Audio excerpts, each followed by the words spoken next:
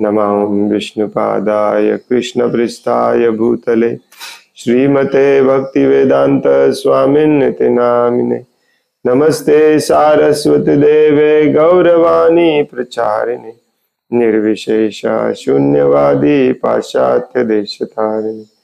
जय श्री कृष्ण चैतन्य प्रभु नित्यानंद श्री अद्वैत गदाधर श्रीवासदि गौर भक्तवृंद। हरे कृष्ण कृष्ण कृष्ण हरे हरे, हरे राम राम राम। मुखं करोति वाचालं पंगुं लंघयते यत्कृपातमहं वन्दे श्रीगुरुं दिनतारिणं। हरे कृष्ण।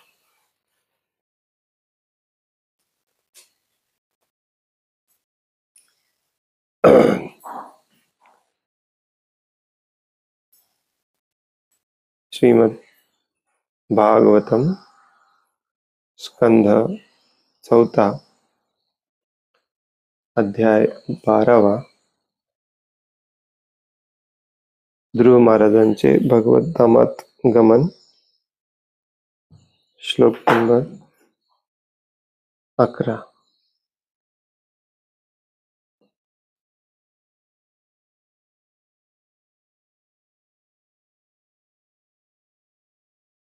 सर्वात्मन्युच्यते सर्वे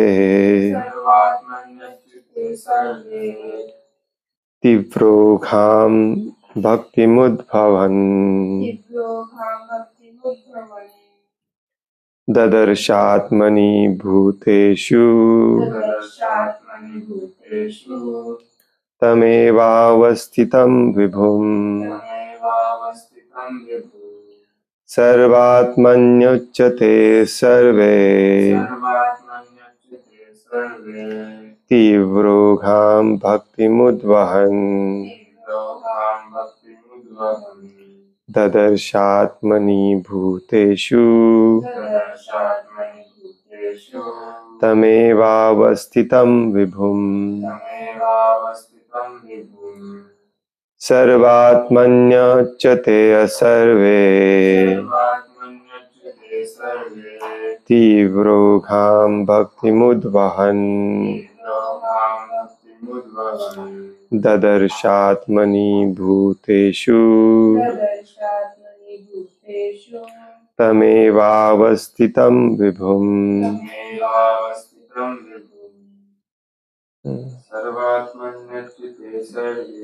सर्वात्मन्युच्यते सर्वे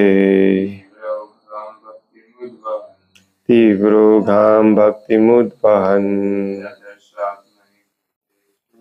ददर्शात्मनि भूतेषु तमेवावस्थितं विभुम्। सर्वात्मन्युच्यते सर्वे तीव्रोघां भक्तिमुद्वहन् ददर्शात्मनि भूतेषु तमेवावस्थितं विभुम्। सर्व आत्मनी परमात्म्याची अच्युते कधीही पतन न होणारे असर्वे अमर्याद तीव्र ओघाम तीव्रतेने अव्याहतपणे भक्तिम भक्तिमय सेवा उद्वहन करून ददर्श त्यांनी पाहिले आत्मनी परमात्म्यामध्ये भूतेषु अखिल प्राणी मात्रांमध्ये तम ते भगवंत एव केवळ अवस्थितम स्थित विभुम सर्वशक्तिमान। भाषांतर आहे ध्रुव महाराजांनी अखिलाचे भांडार असणाऱ्या परम भगवंतांची अव्याहतपणे भक्तिमय सेवा केली. भक्तिमय सेवेचे आचरण करताना ते पाहू शकले की अस्तित्वातील सर्व काही एकमेव भगवंतांमध्ये स्थित आहे आणि भगवंत सर्व प्राणीमात्रांमध्ये स्थित आहेत. आपल्या भक्तांचे रक्षण करणे या आपल्या आद्य कर्तव्यामध्ये भगवंत कधीच चूक करीत नाहीत. म्हणून त्यांना अच्युत असे म्हटले जाते.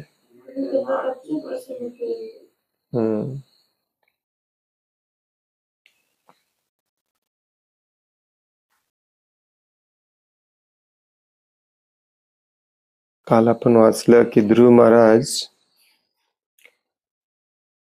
कुबेराचं बोलणे झाल्यानंतर घरी परत आले आणि त्यानंतर आपला सगळा वेळ आणि सगळा पैसा संपत्ती सगळं भगवंतांच्या सेवेमध्ये वापरलं.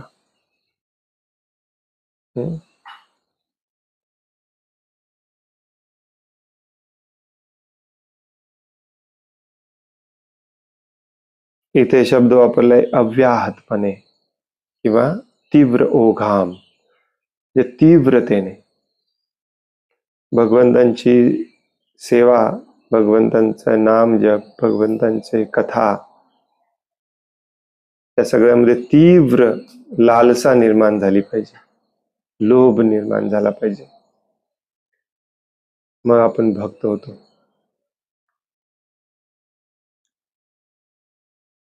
महत्वाचा मुद्दा सांगितलाय म्हणजे सगळं काही भगवंतांमध्ये स्थित आहे आणि भगवंत सर्वांमध्ये स्थित आहेत. हे सिद्धांत त्यांनी कंटिन्युअसली पाहिलं, त्या सिद्धांतावर स्थिर राहिले.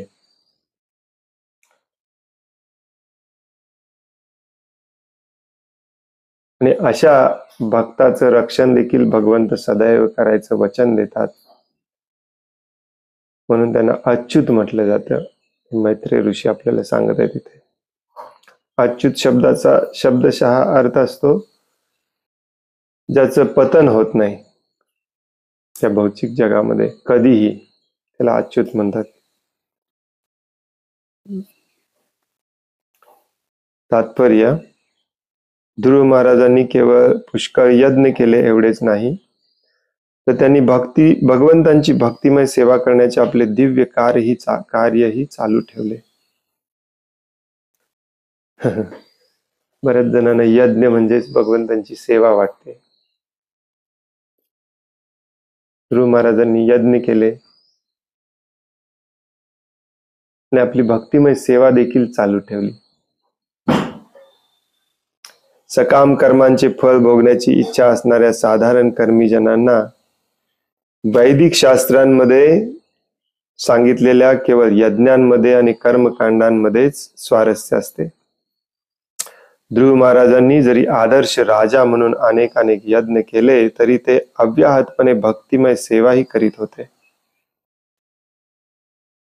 भगवंत आपल्या शरणागत भक्तांचे सदैव रक्षण करतात. भक्त पाहू शकतो की भगवंत भगवद्गीतेत सांगितल्याप्रमाणे प्रत्येकाच्या अंतःकरणात स्थित आहेत. ईश्वरा सर्वभूतानां हृद्देश अर्जुन तिष्ठती. भगवंत प्रत्येकाच्या ठाई कसे स्थित आहेत हे साधारण लोक समजू शकत नाहीत, परंतु भक्त त्यांना प्रत्यक्षात पाहू शकतो. भक्त त्यांना केवळ बाह्यातकारी रूपातच पाहू शकतो असे नव्हे, तर तो आपल्या आध्यात्मिक दृष्टीने पाहू शकतो की भगवद्गीतेत सांगितल्याप्रमाणे प्रत्येक गोष्ट भगवंतांवर आश्रित आहे. मत्स्थानी सर्वभूतानी, ही अशी महाभागवताची दृष्टी असते.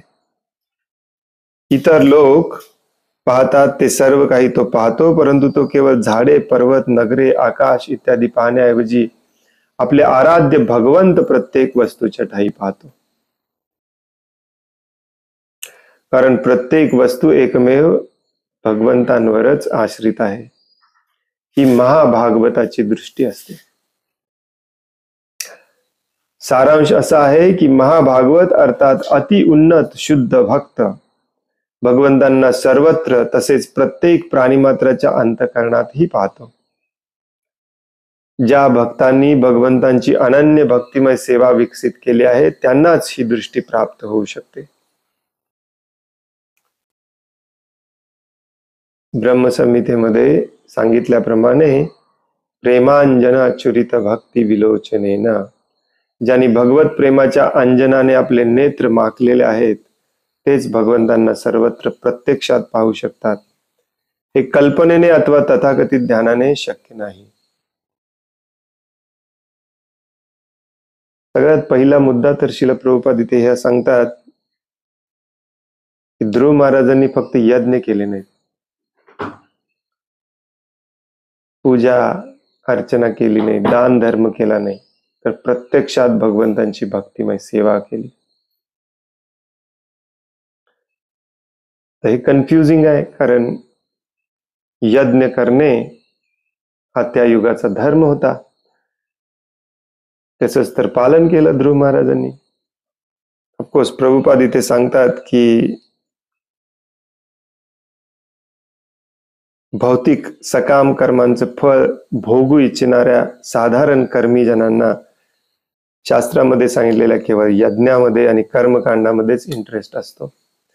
ध्रुव महाराजांनी कर्मकांडात्मक यज्ञ हे इंद्रिय तृप्तीसाठी किंवा भौतिक कर्माचं फळ मिळवण्यासाठी केलं नव्हतं. आपण ऑलरेडी वाचलं.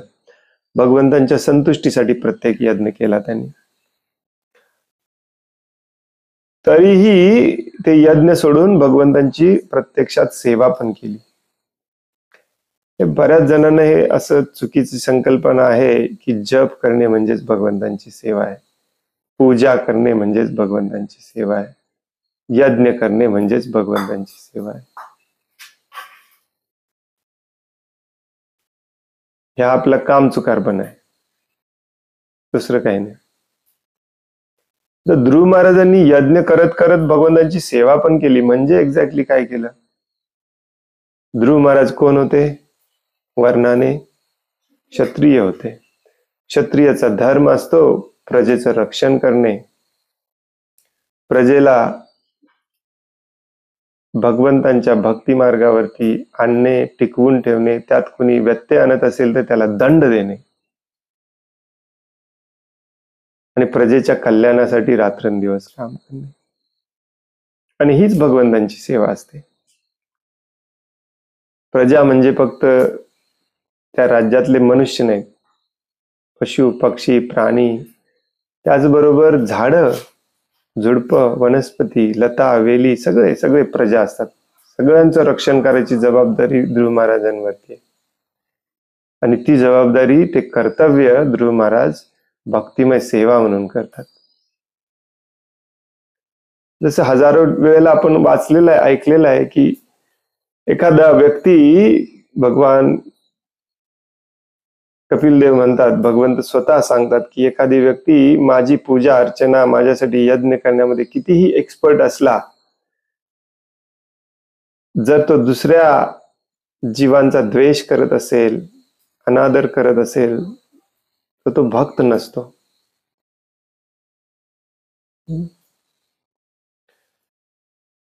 खूप महत्वाचं आहे. बऱ्याच भक्तांना हे कळालेलं नाही, पटलं नाही. आणि दुर्दैवाची गोष्ट म्हणजे हे कुठे सांगितलं जात नाही. प्रभुपादांची भगवद्गीता भागवतमचं वाचन श्रवणच केलं जात नाही आजकाल. नवीन नवीन पुस्तक आहेत, नवीन नवीन गुरु आहेत आपल्याकडे. किती सिरियसली सांगितलंय बघा प्रभुपादांनी इथे. भक्त भगवंतांना केवळ बाह्यात्कारी रूपातच पाहू शकतो असे नव्हे, तर तो त्याला आपल्या दृष्टीने पाहू शकतो की प्रत्येक गोष्ट भगवंतांवर आश्रित आहे. प्रत्येक गोष्ट भगवंतांचा अंश आहे, भगवंतांवर आश्रित आहे. तुम्हाला काय अधिकार आहे दुसऱ्या जीवाला मारण्याचा? तुम्हाला काय अधिकार आहे झाडं तोडण्याचा? भगवंतांचा अंश असलेल्या जीवाला तुम्ही त्रास देत असाल तर भगवंत सहन करून घेणार आहेत. घोर घोर पाप कर्म करतोय सध्या कलियुगामध्ये आपण. घोर घोरचा अर्थ असतो कल्पनेच्या पलीकडे पाप कर्म करतोय आपण.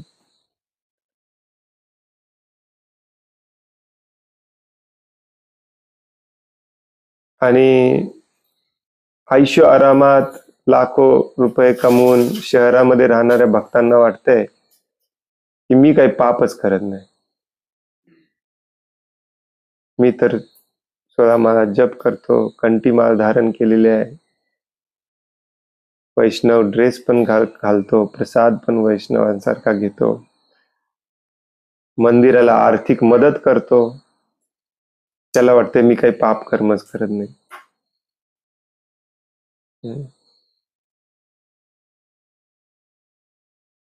सगळी इंडस्ट्री तुमच्या भोगासाठी बनवली गेलेली आहे आणि इंडस्ट्रीचं एकच काम आहे, दुसऱ्या जीवांचं शोषण करणे. मग तुम्ही त्या इंडस्ट्रीमध्ये कुठल्याही लेवलला असाल, मालक असाल, कामगार असाल, कन्सल्टंट असाल, क्लायंट असाल, कस्टमर असाल, सगळे तुम्ही त्याच्यामध्ये पापाचे भागीदार आहात.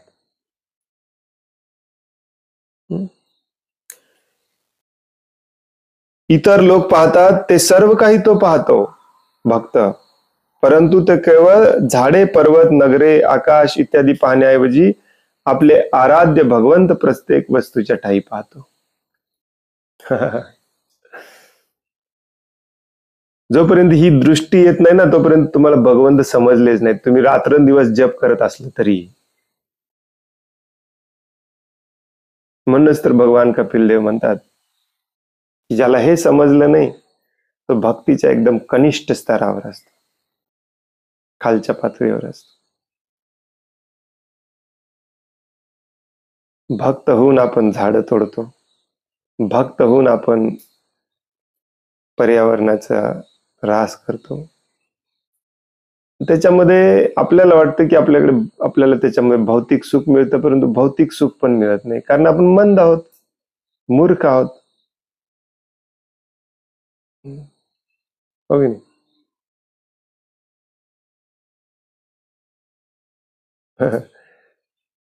काल मी एक इंटरव्ह्यू ऐकत होतो, त्या व्यक्तीचं नाव विसरलो मी. तो सांगत होता की आणखीन 4-5 वर्षामध्ये सगळं उलट पुलट होणार आहे. जमीन जुमला काय तुम्ही इन्व्हेस्टमेंट करून ठेवली असेल ती पण आत्ताच्या आत्ता विका म्हणतो तो, कारण आणखीन 4-5 वर्षामध्ये तुमची 10 करोडची जमीन 10 लाखात पण कोण घेणार नाही, कारण सगळे पटापटा पटापटा माशासारखे मारायला लागणार आहेत आणखीन 4-5 वर्ष, भयानक रोगानी, कॅन्सरनी वगैरे. कारण तशी परिस्थितीच निर्माण करून ठेवलेली आहे.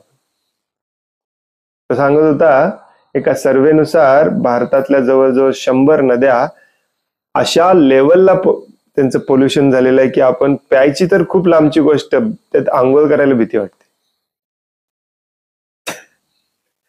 मराठी होता तो सांगत होता की त्यातले 55 नद्या महाराष्ट्रात आहेत.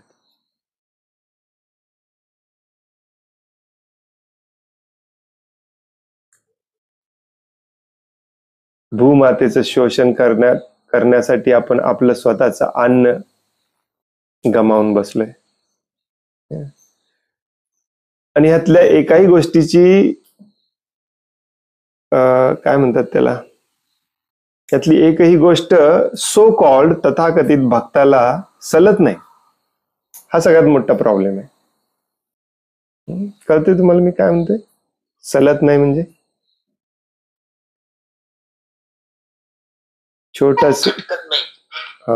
छोटस आपल्याला काहीतरी घुसलेलं असते ना हातामध्ये वगैरे, ते नाही काढलं तर ते असं दुखत असते कायम, कधी एकदा काढतो असं झालेलं असते. हा जगातला सगळ्यात मोठा प्रॉब्लेम आहे, परंतु ज्या भक्तांच्या हातात ही परिस्थिती बदलणे आहे त्या भक्तांना याच्याबद्दल बिलकुल काही वाटत नाही. कुठल्या दृष्टिकोनातून आपण स्वतःला भक्त म्हणवतो?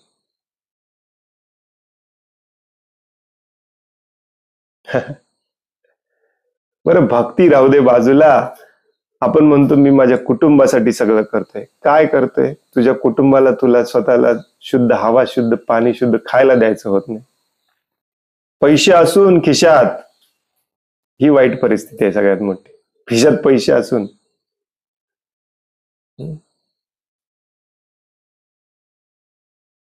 जो भक्त स्वतःला भक्त म्हणवतो आणि झाड, पर्वत, नगरे, आकाश इत्यादी गोष्टींमध्ये भगवंतांना पाहत नाही, तो भक्तच नाही, तो थर्ड क्लास. ऍक्च्युली पापी लोक बरं त्याच्यापेक्षा. ते उघड उघड सांगतात तरी मी भगवंतांना मानत नाही. तुम्ही कसले भगवंतांना मानता? हो की नाही? रूपात लिहितात ही महाभागवताची दृष्टी असते. महाभागवत किंवा अति उन्नत शुद्ध भक्त भगवंतांना सर्वत्र तसेच प्रत्येक प्राणीमात्राच्या अंतःकरणातही पाहतो. ज्या भक्तांनी भगवंतांची अनन्य भक्तिमय सेवा विकसित केलेली आहे त्यांनाच ही दृष्टी प्राप्त होते. वाव.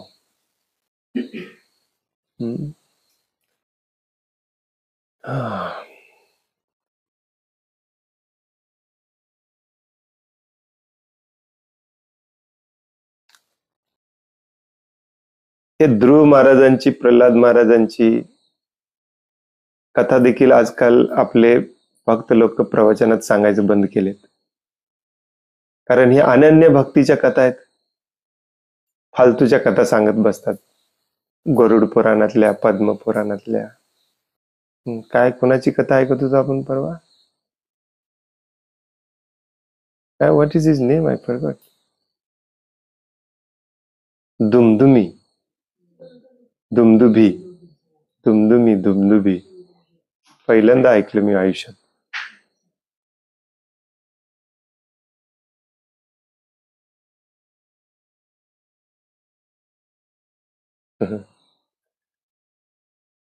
कारण ध्रुव महाराज, प्रल्हाद महाराजांच्या कथेमध्ये दुसरं काही नाहीच आहे. तुम्ही जर ध्रुव महाराज, प्रल्हाद महाराजांची कथा वाचली, ऐकली, दुसऱ्यांना सांगितली तर तुम्हाला देखील पटलं पाहिजे की वर्णाश्रम किती महत्वाचा आहे. ध्रुव महाराज, प्रल्हाद महाराजांना भगवंतांची प्राप्ती 5 वर्षाच्या असताना झाली, तरी 36,000 वर्ष त्यांनी भगवंतांची सेवा का केली इथे भौतिक जगात राहून? प्रभुपाद लिहितात नुसतं यज्ञ केला नाही, भगवंतांची सेवा पण केली. आपल्याला सेवा करायची नाही, फक्त यज्ञ करायचे. सेवा करायची नाही, फक्त जप करायचे. सेवा करणे म्हणजे सगळ्या जीव मात्रांना भगवंतांमध्ये पाहणे. भगवंत सगळ्या जीव मात्रांमध्ये पाहणे. मग तुम्ही ऑटोमॅटिकली सगळ्यांची सेवा करता. काही लोकांना वाटतं की तुम्ही भक्त लोक दुसऱ्यांची परवाच करत नाही, सेवाच करत नाही, आम्ही तुमच्यापेक्षा जास्त सेवा करतो. आणि ती बरोबर आहे ऍक्च्युली. कारण आम्ही भक्त लोक भागवतांचं वाचन श्रवणच करत नाही. आम्हाला माहितीच नाही सेवा म्हणजे काय. आम्हाला माहितीच नाही झाडामध्ये भगवंत आहे, त्यांना कापलं नसलं पाहिजे. आम्हाला माहितीच नाही नदीमध्ये भगवंत आहे, त्याला प्रदूषित केलं नसलं पाहिजे. कसले भक्त आपण? म्हणजे पर्यावरणवादी आहेत, ते भगवंतांना मानत नाहीत आणि तुम्हाला नावं ठेवतात, ते बरोबरच आहेत. काय चुकीचं आहे त्यांचं त्याच्यामध्ये?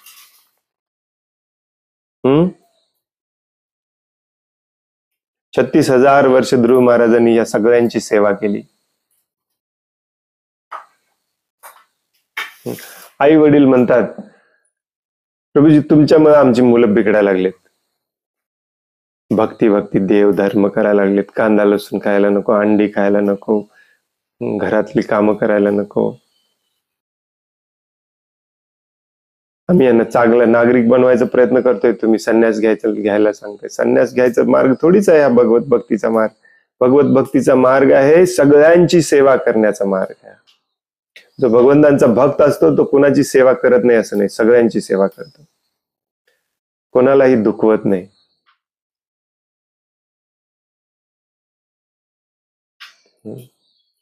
आपल्याला बाकीचं सगळं माहिती आहे. ही एक भावना सोडून बाकीचं सगळं माहिती भक्त लोकांना आजकाल. अमेझिंग, हो की नाही. पुढे म्हणतात मैत्रेय ऋषी, तमेवं शील संपन्नम ब्रह्मण्यम दीनवत्सलम गोप्तारम धर्मसूतानाम मेनिरे पितरम प्रजहा. ध्रुव महाराज सर्व गुणांनी, सर्व दैवी गुणांनी संपन्न होते. भगवंतांच्या भक्तांविषयी त्यांना अत्यांतिक आदर होता. निर्धन आणि निष्पाप जनांवर ते अपार दया करीत आणि धार्मिक तत्वांचे त्यांनी काटेकोरपणे संरक्षण केले. ज्यांच्या अंगी असणाऱ्या या सर्व गुणांमुळे त्यांच्या अंगी असणाऱ्या या सर्व गुणांमुळे त्यांना अखिल प्रजेचे पिता मानले जात असे.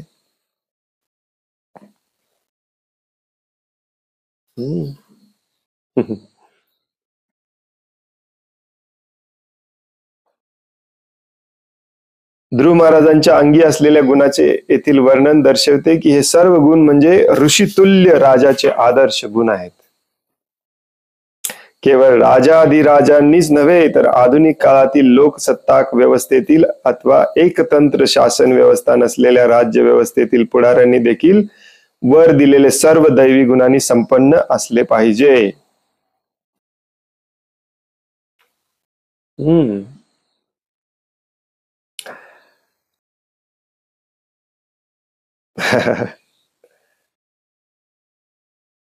लक्षपूर्वक ऐका. मोदीवादी बीजेपी वाद्यांनी केवळ राजाधिराजांनी म्हणजे पूर्वीच्या काळात राजे होते तेच असे ऋषी टाईप गुणसंपन्न असले पाहिजेत नव्हे तर लोकशाही व्यवस्थेमध्ये जे पंतप्रधान असतात किंवा लोकशाही नसेल, जिथे कुठे एकशाही नसेल, एकशाही म्हणजे एक राजा नसेल, अशा व्यवस्थेमध्ये जो कोणी शासन अधिकारी असतो, पुढारी असतो, त्याच्याकडे हे सगळे भगवंतांचे गुण असले पाहिजेत.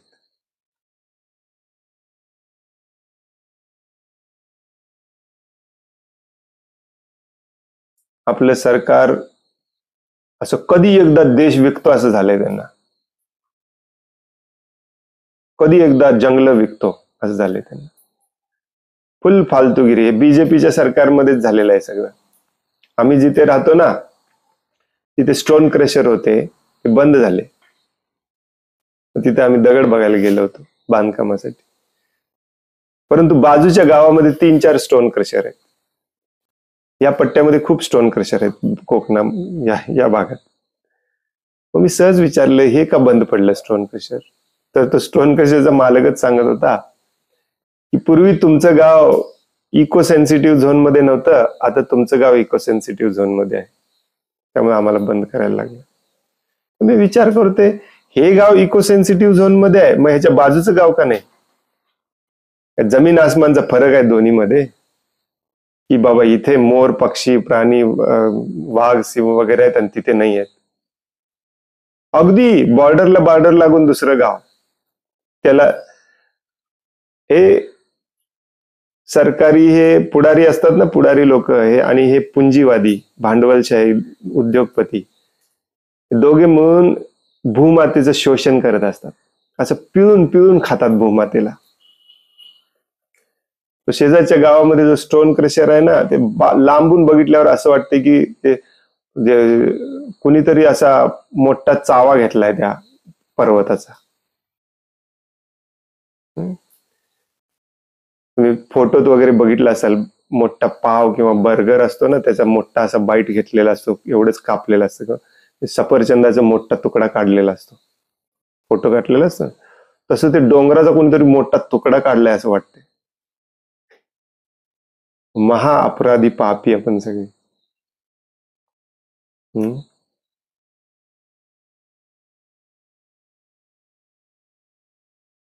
आज सकाळी मी लवकर उठून प्राणायाम करायला बसलो होतो. म्हटलं प्राणायाम करत करत एखादं लेक्चर किंवा काहीतरी ऐकूया म्हणून युट्यूब उघडला, तर पहिलं व्हिडिओ आला की आपल्या वित्त मंत्री, काय नाव तिचं, निर्मला सीतारामन का रामन, हिचा व्हिडिओ होता की तिने बऱ्याच गोष्टीवरती जीएसटी कमी केला. सहज उत्सुकता म्हणून मी ऐकत होतो, तर उपकार केल्यासारखं सांगत होती ती, की तुमच्या मेडिकलच्या ज्या वस्तू आहेत त्याच्यावरचा जीएसटी आम्ही 18% 12% आणलेला आहे, 12% 5%. खाण्यापिण्याच्या वस्तू हे शोषण करणारे सरकार असतं. खाण्यापिण्याच्या वस्तूवर, मेडिकल वस्तूंवर जे कर लावतं ना, काल आपण चर्चा करत होतो ना, कर लावणारे लोक. आता तुम्ही म्हणाल की प्रभूजी कमी केलेलं सांगत होती ना, ती सगळं कमीच केलेलं सांगत होती, त्यात काय चुकीचं आहे? तुम्हाला मी गॅरंटीड सांगतोय, एकाही वस्तूची तुम्हाला फायदा मिळणार नाही. ती सांगत होती सौंदर्य प्रसाधन, साबण वगैरेवरची जीएसटी 18% 5% केलेली आहे. तुम्हाला उद्या देखील संतूर साबण 10 रुपयालाच मिळणार आहे, जो आज 10 रुपयाला मिळणार. हे सगळे पैसे जातात परत उद्योगपतींच्या खिशातच. हे सगळे मिळालेले असतात एकमेकांना, उद्योगपती, मीडियावाले, पुढारी, ढोंगी बाबा बुवा, आणि अजून कोण असते विसरलो मी. आमचे अनिल प्रभू सारखं सांगायची यांची नाव. प्रभुपाद म्हणायचे, जोपर्यंत श्रीमद भागवतमचा क्लास करत नाही त्याला आमदार खासदार होऊच दिलं नसलं पाहिजे, किंवा जे आमदार खासदार झाले त्यांचा रोज भागवतमचा क्लास झाला पाहिजे. सर्व गुण संपन्न असलं पाहिजे, हो की नाही? मगच राज्यातील नागरिक सुखी राहू शकतील, मगच राज्यातील नागरिक सुखी राहू शकतील. येथे स्पष्टपणे म्हटले आहे की नागरिकांनी ध्रुव महाराजांना स्वतःच्या पित्या समान मानले. आपल्या सामर्थ्य संपन्न पित्यावर अवलंबून असलेले बालक जसे पूर्णतः समाधानी असते, तसेच राज्य शासनाकडून अथवा राजाकडून संरक्षण मिळालेल्या नागरिकांनी सर्व बाबतीत समाधानी असावे. तथापि वर्तमान स्थिती अशी आहे की नागरिकांच्या जीविताचे आणि वित्ताचे रक्षण यासारख्या जीवनाच्या मूलभूत आवश्यकता पूर्ण होण्याची निश्चितीही शासनाकडून मिळू शकत नाही. तथापि वर्तमान स्थिती म्हणजे सध्याची स्थिती अशी आहे की नागरिकांचं जीवाचं रक्षण होईल याची पण गॅरंटी नाही. उलट या शासनाविरुद्ध तुम्ही काय बोललात, काय केला तर तुमच्या जीवाला सगळ्यात मोठा धोका आहे. गुंड बसलेत सगळे, हो की नाही? तुमच्या संपत्तीचं रक्षण होईल याची काय गॅरंटी आहे? बिलकुल नाही. सगळे लुटायला बसलेले आहेत. भारतामध्ये मोनोपॉली थांबवण्याचा कायदाच नाही. मोनोपॉली म्हणजे एकच कंपनी तुम्हाला सगळं देणार. म्हणून तर टाटा सारखी कंपनी मीठ पण विकते आणि लोखंड पण विकते आणि विमान पण चालवते.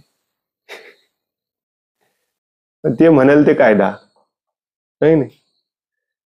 एक 4 दिवसापूर्वी माझ्या बायकोच्या फोनचा रिचार्ज संपला म्हणून मी रिचार्ज करायला गेलो परत, तर त्यांनी 1 GB पर डेचा रिचार्जच काढून टाकला. अलावच नाही तुम्हाला, कमीत कमी 300 रुपयाचा मी रिचार्ज करायचा आता.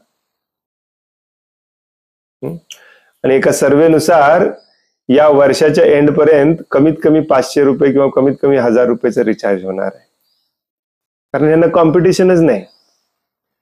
एअरटेल आणि जिओ दोघांनी मिळून एकाच दिवशी हे निर्णय घेतला आणि एकाच दिवशी त्यांनी रिचार्ज बंद केले. बघा तुम्ही जाऊन, आहे की नाही मजेची गोष्ट? आणि आपल्याला भुलवून टाकले, आपल्याला दुसरा पर्याय नाही. शुभविलास प्रभूंशी मी याच्याबद्दल बोलत होतो. शुभविलास प्रभू आणि आमची चर्चा चालू होती की याच्यावर उपाय एकच आहे, फोन बिन वापरणे सगळं बंद करणे, जसं दिलीप कुलकर्णींनी केलंय तसं. परंतु ते पण करू देणार नाही सरकार तुम्हाला, कारण फोन हे फक्त आता करमणुकीचं साधन म्हणून राहिलं नाही, तुमचं बँक फोन मध्ये. फार्मर आयडी काढायला गेलो तर तुमचा फोन नंबर लागतो. प्रत्येक व्यक्तीला एक फोन नंबर पाहिजेच, आणि त्याला रिचार्ज पण करत बसायला पाहिजेच, नाहीतर तुम्ही जगूच शकत नाही. काही नाही. सागर प्रभूजींना मी सांगत होतो, यालाच म्हणतात बिकम अनगव्हर्नेबल, म्हणजे सरकारच्या नियमाप्रमाणे तुमचं जीवन चालवायचा तुम्ही प्रयत्न करायला लागला, त्यात ऍडजस्टमेंट करायला लागला, दुःखच दुःख आहे कलियुगामध्ये. आणि सगळे शोषण करतायत, तुमच्या कल्याणासाठी काही करणार नाहीत. आणि मग नॉर्मल माणूस ह्याच्यामध्येच अडकलेला आहे. तो म्हणतो की प्रभूजी 2 वेळचं रिचार्ज होईल आणि 2 वेळचं खायला मिळेना, तुम्ही भक्ती करा म्हणून सांगता, जप करा म्हणून सांगता. कसं करायचं माणसाने? भक्ती मार्गाने आपल्याला हे शिकवलं पाहिजे की साधं जीवन कसं जगायचं असतं, या सगळ्या उलझनातून, या सगळ्या जटिलतेतून बाहेर कसं पडायचं असतं, हे भक्ती मार्ग आपल्याला शिकवतं. हे माहितीच नाही आपल्याला.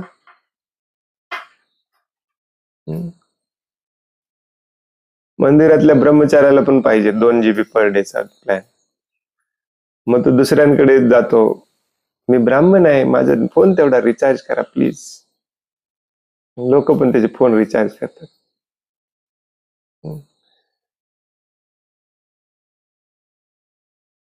अरे सिंपल जीवन कसं जगायचं हे शिकवायचं काम आहे शिल प्रभुपादांच्या अनुयायांचं. हे सरकार आपण बदलू शकत नाही, या सरकारची धोरणं आपण बदलू शकत नाहीत. दिलीप कुलकर्णी अगदी स्पष्टपणे पहिल्या वाक्यात हेच सांगतात ते, की मी सरकारचं धोरण बदलायला किंवा तुम्ही सगळ्यांनी एकत्रित येऊन त्यांच्या विरुद्ध बंड करायला, मोर्चा काढण्यासाठी मी तुम्हाला लेक्चर द्यायला, सेमिनार द्यायला आलेलो नाही. तुम्ही वैयक्तिक पातळीवरती काय काय बदल करू शकता तुमच्या भावनेमध्ये ते सांगायला आलोय म्हणतात की नाही. पहिलं वाक्य त्यांचं हे असते की आपण भक्त लोक काय करतोय. प्रभुपादांनी आपल्याला इतकं महान तत्वज्ञान दिलेलं आहे, ज्याचा उपयोग करून आपण सुखी होऊ शकतो, परत दुःखी होत चाललंय, अडकत चाललंय. या श्लोकामध्ये ब्रह्मण्यम हा एक शब्द अत्यंत अर्थपूर्ण आहे. ध्रुव महाराजांना वेदाध्ययन करून त्यायोगे परम भगवंतांना जाणणाऱ्या ब्राह्मणांविषयी अत्यंतिक आदर होता. कृष्ण भावनेचा सर्वत्र प्रसार करण्यात ब्राह्मण नित्य निमग्न असतात. ज्या संघटना संपूर्ण जगभर भगवत भावनेचा प्रसार करण्यात मग्न आहेत, त्यांच्याविषयी शासनाने आदर बाळगला पाहिजे. क्षत्रियाचं काम असतं ब्राह्मणांचं रक्षण करणे, कारण ब्राह्मण समाजाला भगवत मार्गावरती आणणारा असतो. गो ब्राह्मण प्रतिपालक. शिवाजी महाराज देखील ब्राह्मणांचं रक्षण करणारे होते. परंतु दुर्दैवाने अशा संघटनांना कोणतेही राष्ट्र अथवा शासन सहाय्य करत नाही, मदत करत नाही.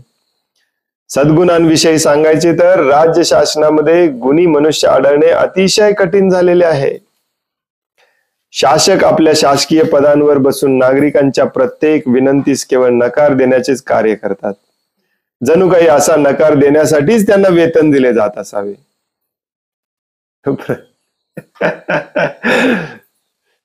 का असतोय मी? हे आमचा रोजचा अनुभव झालाय. आता प्रभुपादांनी 50-60 वर्षापूर्वी लिहून ठेवलंय. आज सध्या स्थितीला हे रोज हेच आहे. एक लेटर प्रांताच्या ऑफिसातून तहसीलदारच्या ऑफिसला आलं, तहसीलदार कडून तलाठीला आलं नाही म्हणून तहसीलदार ऑफिस मध्ये मी 10 वेळा जाऊन आलो. लेटर.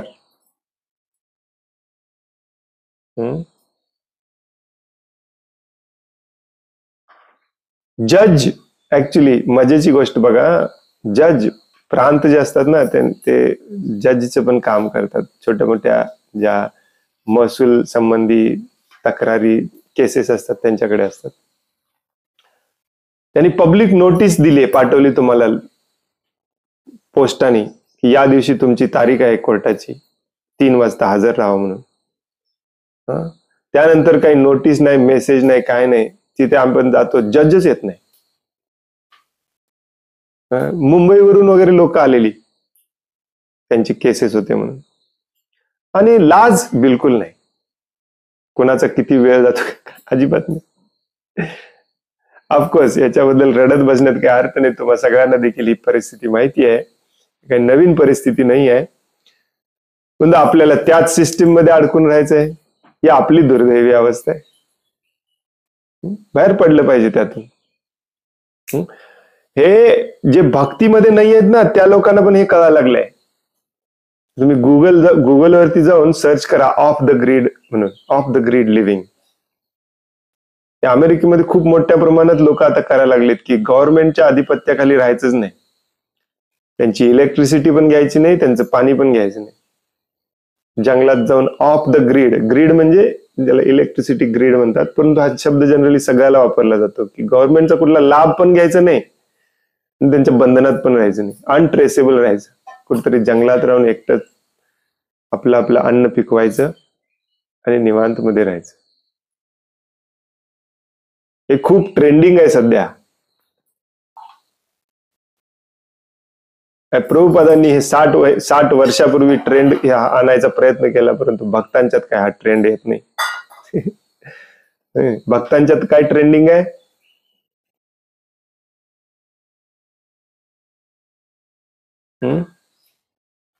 परत तेच ट्रेंडिंग आहे. भरपूर पैसे कमवायचे आणि हरी हरी, हरे कृष्णा, राधे राधे करत मौज मजा ऐश करायची. वाव. दीनवत्सलम हाही या श्लोकातील आणखीन एक महत्वाचा शब्द आहे. शासन प्रमुखाने निष्पाप जीवांवर नेहमी दया केली पाहिजे. दुर्दैवाने वर्तमान स्थितीत राज्याचे प्रतिनिधी आणि राष्ट्राध्यक्ष गलेलट्ट वेतन मिळवतात, पगार मिळवतात आणि आपण फार धार्मिक आहोत असं आव आणतात. पण त्याच वेळी ते जेथे निष्पाप पशूंची मोठ्या प्रमाणावर हत्या केली जाते असे अनेक खाटीकखाने चालवतात. प्रभुपादांना काही स्वप्न पडलं होतं बीजेपी असं करणार आहे म्हणून? हो की नाही? धार्मिक लिहिलेलं इथे, धार्मिक आहोत असं आव आणतात. तू धार्मिक आहे तर मग जंगल तोडायचे आदेश कसा काय देतो रे तू? कसलं धार्मिक म्हणायचं तुला?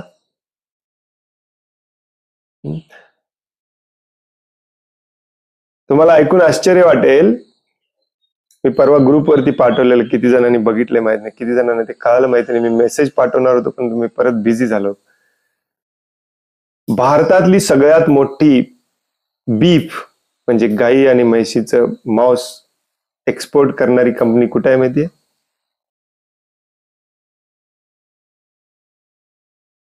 गेस करा. कोणी कोणी मेसेज बघितलाय माहिती नाही.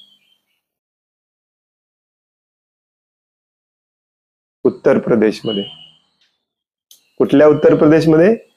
देवभूमी उत्तर प्रदेशमध्ये, ज्याला देवभूमी म्हटलं जातं भारतामध्ये. देवभूमी, ज्या उत्तर प्रदेशचा मुख्यमंत्री हा भगवा वस्त्र घालून सरळ सरळ छाती टोकून सांगतो मी हिंदुत्ववादी आहे, त्या देवभूमीमध्ये सगळ्यात मोठी कंपनी.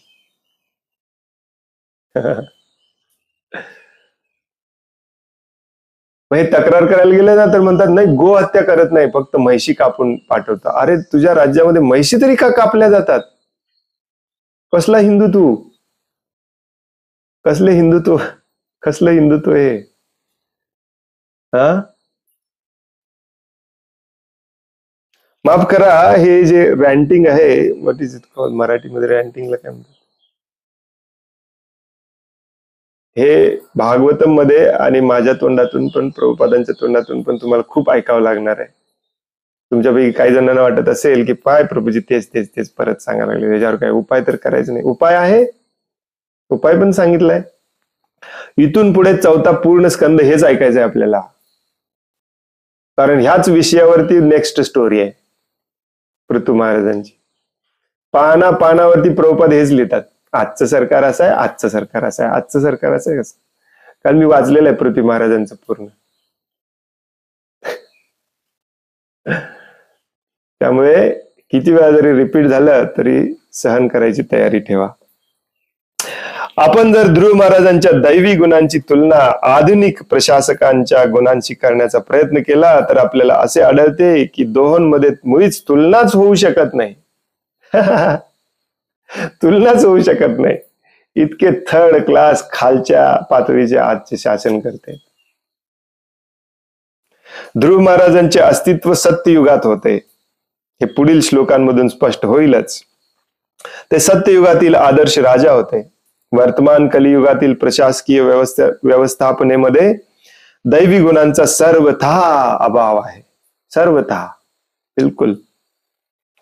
या सर्व गोष्टींचा विचार केल्यास वर्तमान काळातील लोकांना धर्म, जीवन, संपत्ती यांच्या रक्षणासाठी कृष्ण भावनेचा स्वीकार करण्यावाचून दुसरा पर्याय नाही. हे का सोल्युशन. प्रभुपाद सोल्युशन पण देतात. प्रभुपाद पण नुसतंच रॅन्टिंग करत नाहीत. सरकार असा आहे, सरकार तसा आहे. सोल्युशन पण दिलेलं आहे. तुम्हाला सोल्युशन मान्य नाही, तुम्हाला सोल्युशनात यायचं नाही आणि तुम्ही कंप्लेन करता. प्रभू हे नुसतेच निगेटिव्ह बोलतात.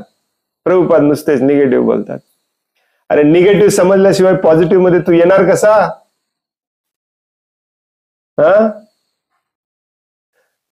प्रभुपाद सांगतात, ऑफकोर्स प्रभुपादांच्या वरती श्रद्धा असेल, प्रभुपादांचा तुम्ही आश्रय घेतला असेल तर हे सगळे वाक्य तुमच्यासाठी आहेत, नाही तर तुमच्यासाठी याचं काही झिरो व्हॅल्यू आहे.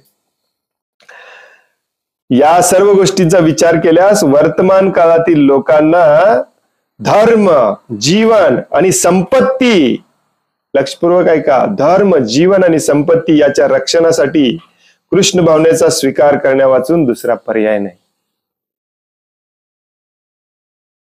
हे सो कॉल्ड कृष्ण भावना नव्हे, ढोंगी. खरोखर भागवतमचं रोज श्रवण करून ते आचरणात आणलं पाहिजे, त्याला कृष्ण भावना म्हणतात.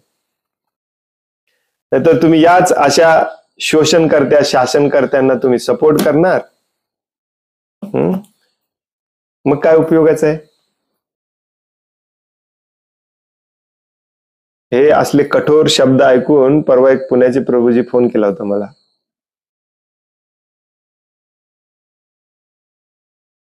ते सांगायला लागले की आमचे जे काउन्सिलर आहेत ते शासन करते आहेत. सरकारमध्ये ते काय म्हणतात त्याला, टेंडर काढणे, टेंडर पास करणे वगैरेच काम करतात. रात्रंदिवस भ्रष्टाचार. त्यांच्याकडून, असल्या लोकांकडून आपण भागवतांचं श्रवण करतो. काय सांग, ते सिद्ध करून सांगतात व्यासासनावर बसून की मी जे करतोय ते बरोबर करतोय. त्यांनी एक उदाहरण देऊन सांगत होते ते प्रभूजी. ते सांगतात आम्हाला की बघा, अर्जुन कसा स्थितप्रज्ञ आहे तसा मी स्थितप्रज्ञ असतो. या सगळ्या सरकारी अधिकाऱ्यांबरोबर मी बार मध्ये जातो, ते दारू पितात, चिकन बिकन खातात, मी मात्र तिथं स्थितप्रज्ञ असतो, मी बिलकुल कशाला हात लावत नाही. परंतु ते जे टेंडर टाकतात, टेंडर पास करतात, तिथे भ्रष्टाचार मात्र कोण करतात? तुम्हीच करता ना. हे दुर्दैवाची गोष्ट आहे सध्या. याला आपण भक्ती म्हणायला लागलोय. हे भक्तीचा प्रचार करणारे झालेत. व्यासासनावर बसून हे लोक लेक्चर देतात, प्रवचन देतात. प्रभुपाद सांगतात या सगळ्यातून बाहेर पडायचं असेल तर तुमच्याकडे दुसरा पर्यायच नाही कृष्ण भावनेचा स्वीकार केल्याशिवाय. पण नॉर्मल जनता कन्फ्यूज होते की आम्ही कृष्ण भावनेचा स्वीकार केलाय तरी पण यातून बाहेर का पडत नाही. कारण तुम्हाला सगळी चुकीची कृष्ण भावना सांगितली जाते, चुकीची कृष्ण भावना शिकवली जाते. आहे की नाही कन्फ्युजिंग? मी जेव्हा अमेरिकेतून आलो, एका ठिकाणी मी लेक्चर द्यायला गेलो 2-4 वेळेला. तिथले एक प्रभूजी प्रभावित झाले आणि मला येऊन म्हणतात, प्रभूजी आता आम्ही 16 माळा जप करतोय, आता आम्ही 4 नियमांचं पालन करतोय, घरामध्ये तुळशी माता आहे, तुम्ही सांगायच्या आधी घरात गोमाता आणलेली आहे आणि कोणाचं आम्ही वाईट चिंतत नाही, काय करत नाही, तर याच्या पुढे भक्ती काय करायची हो प्रभूजी, आम्हाला कळत नाही.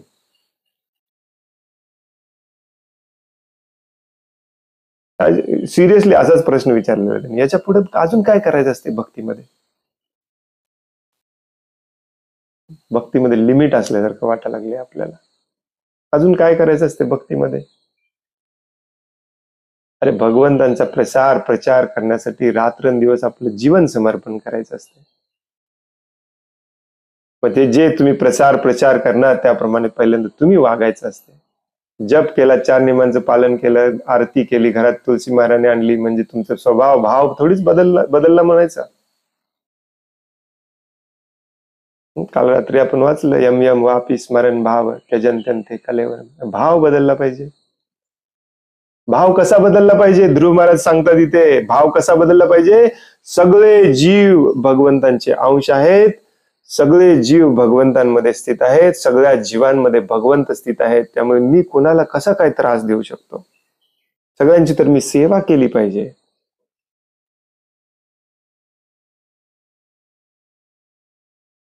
मग मग आता ही गोष्ट ध्रुव महाराजांची सांगितलेली तुम्ही याच्यावर विचार करा आणि मग विचार करा भक्तीमध्ये काय काम करण्यासारखं आहे की नाही. किती करेल तेवढं कमी आहे. बाहेर गेला, तुळशी महाराजांच्या बाजूला तुमच्या गुलमोहराचं झाड असेल, तुमच्या डोक्यात प्रकाश पडला पाहिजे, अरे हे भगवंतांचा अंश आहे, त्याची पण मी सेवा केली पाहिजे. अरे तो भगवंतांचा अंश आहे, त्याची पण मी सेवा केली पाहिजे. तुम्हाला वेळ पुरणार नाही एवढी काम आहेत भगवंतांच्या भक्तिमय सेवेमध्ये. याला कृष्ण भावना म्हणतात. पैसे कमवण्यातून, पद प्रतिष्ठा कमवण्यातून तुमच्या अजून सुटकाच झालेली नाही आहे. तुम्हाला भक्ती कशी कळणार?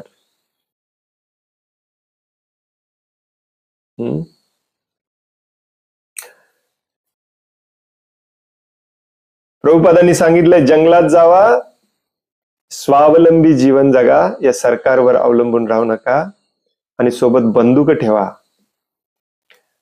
कारण या सरकारला वैतागून तुमचं लुटायला लोक येणार आहेत आणखीन काही वर्षांनी. खायलाच मिळणार नाही लोकांना.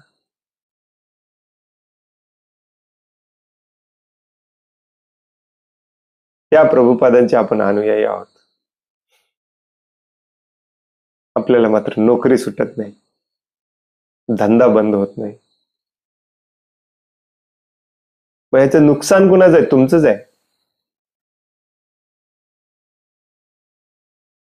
तुमचंच नुकसान आहे. भौतिक देखील. म्हणून प्रभुपाद म्हणतात, नुसतं धर्म आणि तुमचा जीव वाचवण्यासाठी नाही, तुमची संपत्ती वाचवण्यासाठी पण कृष्ण भावनेचाच स्वीकार केला पाहिजे. तुम्ही सगळे लुटायला बसले तुमची संपत्ती. याच्यावर चिंतन करा, मनन करा. आणि हे आचरणात आणायला तुमच्याकडे वेळ नाही आहे. तुम्हाला वाटत असेल विचार करूया, गेलं हे. परवा दिवशी करायला पाहिजे होतं. तुमची मुलं झाली मोठी, काय विचार करणार याच्यावर? आज करायला पाहिजे, आत्ता करायला पाहिजे, हो की नाही?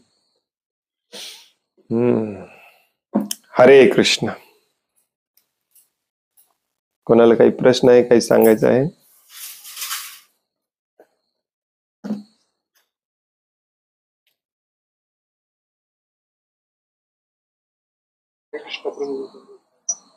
हरे कृष्ण. दंडवत प्रणाम.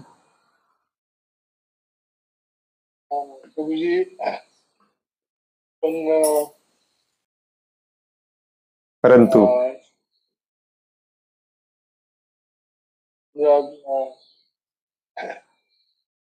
दयाभाव समजा,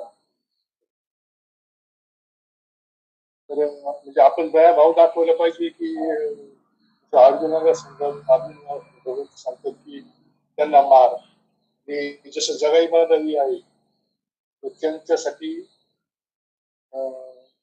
फक्त समजा स्वतःला त्रास करून घेतो किंवा स्वतःवरती अन्याय करून घेतो त्यांना.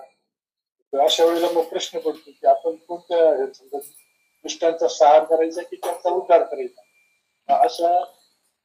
अशा वेळेला काय म्हणजे कन्फ्युज होतो. अशा वेळेला काय होतं? तोच माणूस कन्फ्यूज असतो जो स्वतःचं डोकं चालवतो, ज्याला वाटतं की मी भगवंतांपेक्षा, गुरुपेक्षा विद्वान आहे. नाही दुष्टांचा संहार करायचा आहे, नाही दुष्टांना माफ करायचंय, सोडून द्यायचंय. आपल्याला ते काम करायचंय जे भगवंत सांगतील. तुम्ही तुमची नीती, लॉजिक लावत बसला तर तुम्ही कन्फ्यूज होणारच. भगवान श्रीकृष्णाने अर्जुनाला सांगितले मार, त्याच्यामध्ये लॉजिक काय? लॉजिक हेच आहे, भगवंतांनी सांगितलेलं करायचंय. भगवान श्री चैतन्य महाप्रभूंनी सांगितलं यांना सोडून द्या, त्याच्यात लॉजिक काय? यांना सोडून द्यायचंय. तुम्हाला काय कन्फ्युजन आहे याच्यामध्ये? भगवंतांना तुम्ही शरण जाता याचा अर्थ आहे भगवंत सांगतील ते करायचं. भगवान श्री चैतन्य महाप्रभू सांगतात त्रिनाद अपि सुनिचैन तनोर अपि सहिष्णुन, असं वागायचंय बस. समजावून सांगितलंय. ज्या युगामध्ये अर्जुन होता, हे तुम्हाला पहिल्यांदा हे पटलं पाहिजे. तुम्ही आता म्हणाल की प्रभूजी ह्याला काय लॉजिक म्हणतात काय? मी लॉजिक पण समजावून सांगतो, नाही असं नाही, परंतु मेन लॉजिक हेच आहे, भगवंत सांगतील ते करणे. करिष्ये वाचिनमतव. भगवान श्रीकृष्ण ज्या युगामध्ये होते त्या युगामध्ये क्षत्रियाचा धर्म पालन करायचा सल्ला भगवंतांनी अर्जुनाला दिला. धर्माच्या रक्षणासाठी समोरच्याला मारण्याची गरज होती. परंतु कलियुगामध्ये भगवंत हरिनामाचं शस्त्र घेऊन येतात. ते तलवार, बंदूक, बाण वापरायला परवानगी देत नाहीत. कलियुगामध्ये हरिनामाने मारायचं असतं. हरिनामाने मारा तुम्ही दुसऱ्याला, हे सांगितलेलं आहे. याच्यात न समजण्यासारखं कन्फ्युजिंग काय आहे याच्यामध्ये? बरं ठीक आहे, तुम्ही असं म्हणाल की मग प्रभूजी भगवद्गीता कशाला वाचायची? चैतन्य चरितामृतच वाचूया ना. दोन्ही सिद्धांत एकमेकाच्या विरोधात असतील, कलियुगासाठी ते लागूच पडत नसेल. समजा तुम्हाला भगवद्गीतेचा सिद्धांत लागू करायचा आहे कलियुगासाठी, तुमच्यात हिंमत आहे समोरच्या तलाट्याला, तहसीलदाराला जाऊन मारायची? ट्रॅफिक पोलिसने अडवलं तर तू का अडवलायस म्हणायची हिंमत नाही तुमच्यात. मग ज्या परिस्थितीमध्ये जो माणूस ज्या प्रकारची सेवा करू शकतो त्या परिस्थितीमध्ये त्या प्रमाणामध्येच भगवंत आपल्याला आदेश, उपदेश, निर्देश करतात. भगवंतांचं काही चुकत नाही त्याच्यामध्ये. त्यामुळे तत्वज्ञान चुकीचं नाही आहे. भगवंतांनी देश, काल, पात्राप्रमाणे ते आपल्याला बदलून सांगितलं, याच्यात काही चुकीचं नाही आहे.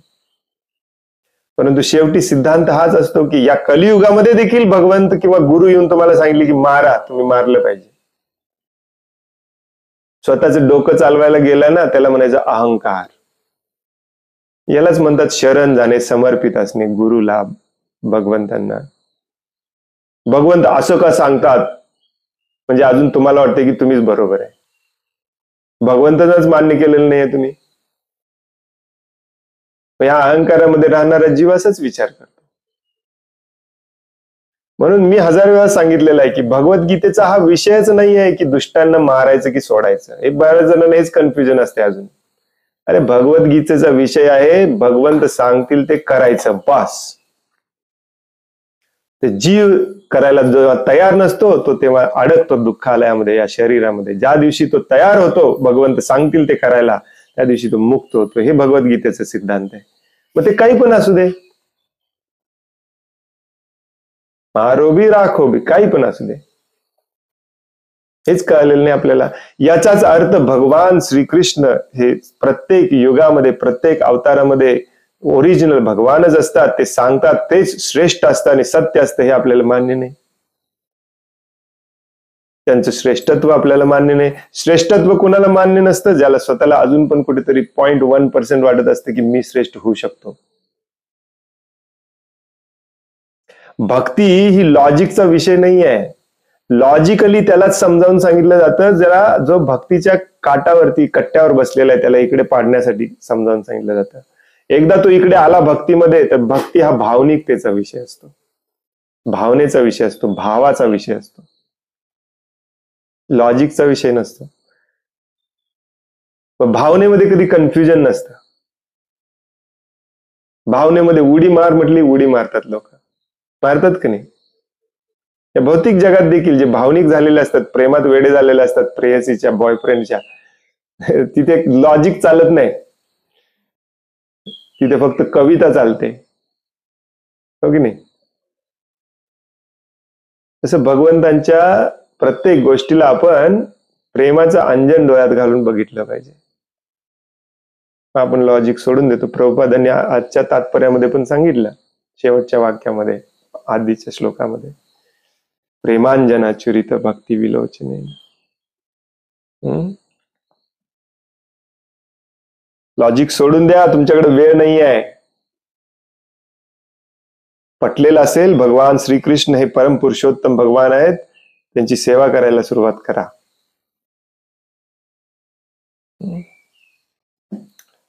हरे कृष्ण. आणखीन कोणाला काही प्रश्न आहे, काही सांगायचं आहे? हरे कृष्ण प्रभू. हरे. प्रभू आज थोडा आवाज ब्रेक होत होता, रेकॉर्डिंग पाठवायला. होय, काल संध्याकाळपासून बँडविड्थचा काहीतरी प्रॉब्लेम आहे, इंटरनेट जात नाही पण ऑन ऑफ होत आहे. धन्यवाद. बाय द वे, आज पारणाची वेळ खूप ट्रिकी आहे बरं का, लक्षात ठेवा. 10:21 ते 10:44 असं काहीतरी आहे. जनरली असं कधी होत नाही ऍक्च्युली. ज्यांनी काल उपवास केलाय त्यांच्यासाठी. आणि काही जणांना हा पण कन्फ्युजन आहे की काल करायचा होता उपवास का आज करायचा होता. गौडीया मठवाले सांगतात आज करायचा होता, उद्या करायचा होता, काय सगळं कन्फ्युजिंग आहे. प्रभुपादांनी सांगितलंय वामन देव अवतारचा दिवस जो असतो त्या दिवशी जर महाद्वादशी आली तर त्या दिवशी करायची, नसेल तर एकादशीच्या दिवशी दोन्ही उपवास करायचे, वामन देवांचा पण आणि एकादशीचा पण. त्यामुळे कालच उपवास होता. आज उपवास सोडायची वेळ थोडीशी ट्रिकी आहे, लक्षात ठेवा. 10:21 ते 10:40 का 10:44 असं काहीतरी. तुमच्याकडे कॅलेंडर असेल तर बघत जावा थोडस. आणि उद्या पण उपवास करायचा दुपारी 12 पर्यंत, कारण उद्या भक्ती विनोद ठाकूरांचा आविर्भाव दिवस आहे. हरे कृष्ण. खूप खूप धन्यवाद. वांछा कल्पतरोभयश्च कृपा सिंधुभ्य एव च पतितानां पावनेभ्यो वैष्णवेभ्यो नमो नमः. अनंत कोटि वैष्णव वृंद की जय. वैष्णव ठाकुर श्रील प्रभुपाद की जय. ग्रंथराज श्रीमद् भागवतम की जय. हरे कृष्ण.